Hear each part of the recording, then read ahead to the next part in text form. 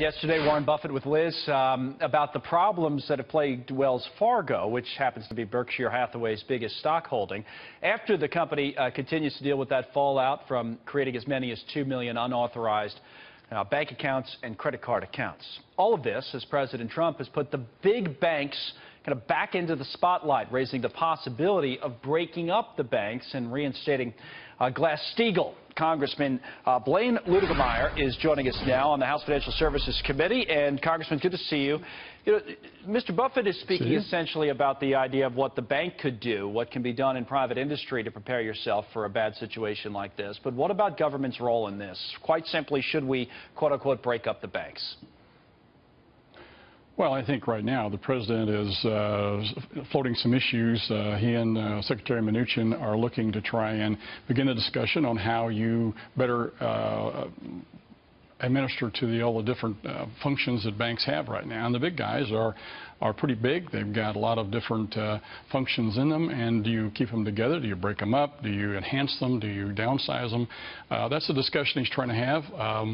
You know, in our Dodd-Frank reform bill, the Choice Act, which passed out of committee last week, there's a number of provisions in there that try and rein in some of their activities and trying to, again, level a playing field with regards to them versus the mid-sized regional banks and the community banks. And so I think that the president's just trying to begin a discussion. I think if you watch how he operates, his way of trying to address issues, he starts at the top and then he starts to work down, and he's trying to throw an issue out there to begin the discussion. So we welcome that discussion.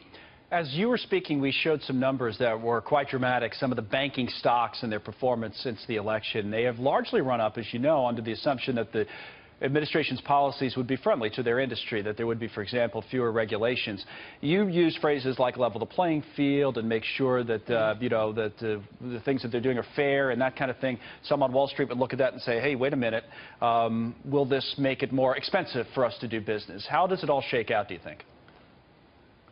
No, I don't think it makes it more expensive. In fact, that's what we're trying to do, is minimize some of these expenses, because what's happened is there's been an access to credit problem for lots of people, small businesses in particular, lots of individuals in the home mortgage area. Credit card issuances are down. You see the bank fees are up because, you know, frankly, the Durbin Amendment has cost them millions and millions of dollars, and a lot of people have lost free checking as a result of that. So you've seen access to credit dry up, and you've seen bank services go up or go down.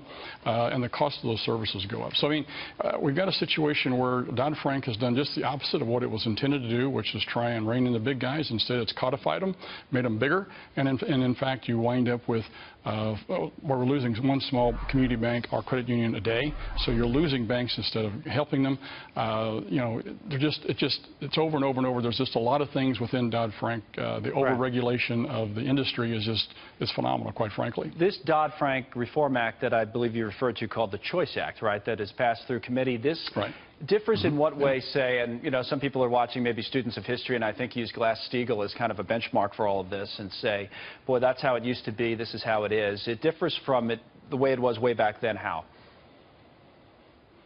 Well, most of the Glass-Steagall bill, quite frankly, is still in place. If you really know what Glass-Steagall was all about, there were something like 38 or 40 provisions in that bill, and in '99 they only repealed a couple of them. So the Glass-Steagall per se is still in place. What we do in the Choice Act, though, is to try and remove or rescind or repeal or renovate some of the Dodd-Frank law, which has been so prescriptive with the way they've done things. They have hand-tied a lot of the lenders and the banks and credit unions to the point where they can't do their job, which is to assess risk and help their communities grow through lending money to individuals and small businesses. And that is a real problem.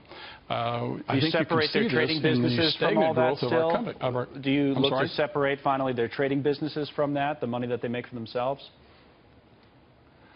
Well, in the Dodd-Frank bill, there is the VOCA rule, and that's something that is under discussion right now. I mean, we have it in our bill. That is a sticking point for some folks, and we'll see where it goes in the Senate. Okay, so that still has to be worked out as it works its way through the Senate. Congressman, thank you. Thanks for explaining all of it to us, and obviously we'll follow up on this.